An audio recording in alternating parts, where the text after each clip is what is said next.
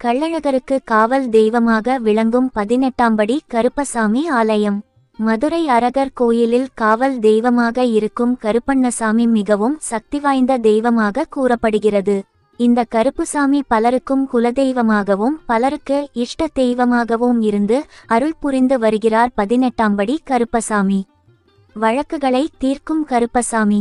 இந்த 18ஆம் படி கருப்பண்ணசாமி கோவிலில் இன்று வரை வழக்குகள் பல தீர்த்து வைக்கப்பட்டு வருகிறது.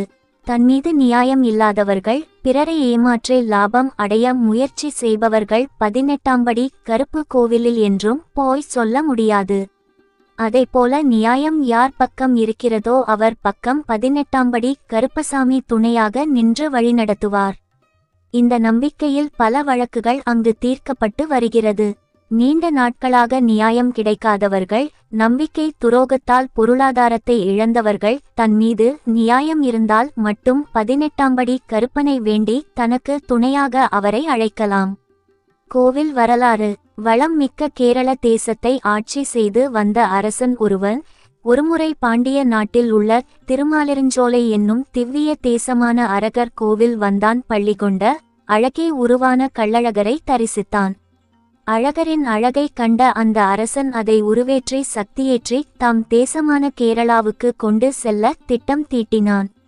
நாடு திரும்பிய அரசன் மந்திர தந்திரங்களில் நன்கு தேர்ச்சி பெற்ற 18 கேரள மந்திரவாதிகளை தேர்வு செய்து அழகரின் சக்தியை எடுத்து அழகரை கேரளம் தூக்கி வரும்படி கட்டளையிட்டான். 18 மந்திரவாதிகளும் மன்னனின் கட்டளையை நிறைவேற்ற அழகர்மலை வருவதற்கு ஆயத்தமானார்கள். 18 மந்திரவாதிகளுக்கு காவலாக மலையாள தேசத்தின் காவல் தெய்வமான கருப்பும் வெள்ளை குதிரை மீதேறி அவர்கள் முன்னே சென்றது. காவல் தெய்வத்தின் பின்னே இவர்கள் அழகர்மலை நோக்கி புறப்பட்டனர். அனைவரும் அரகர் மலையை அடைந்தனர்.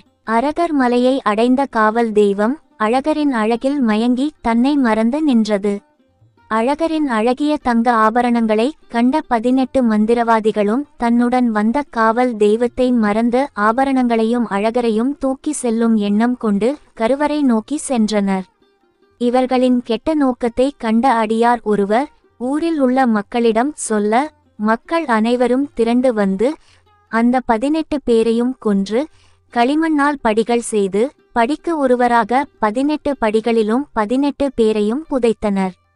தன்னிடம் மயங்கி நின்ற காவல் தெய்வத்திற்கு கருணை புரிய இறைவன் கருணை கொண்டார். காவல் தெய்வம் கருப்பசாமிக்கு காட்சி தந்து அருள் புரிந்து வரம் தந்து என்னையும் மலையையும் காவல் புரிந்து வருவாய் என அருள் புரிந்தார்.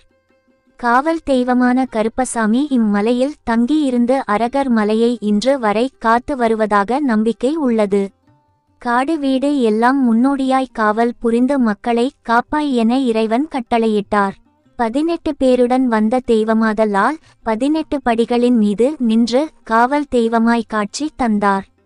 ஒருநாள் கோவில் பட்டர் கனவில் தோன்றிய கருப்பசாமி, திருமால் பள்ளி கொண்ட திருவாயிலையும் மலையையும் காப்பேன், திருமாலின் அர்த்த ஜாம பூஜை பிரசாதங்களை தனக்கு படைக்குமாறு வேண்ட அன்று முதல் அழகருக்கு படைக்கப்படும் அர்த்த ஜாம பூஜை பிரசாதங்கள் 18ஆம் படி கருப்பசாமிக்கு படைக்கப்படுகிறது.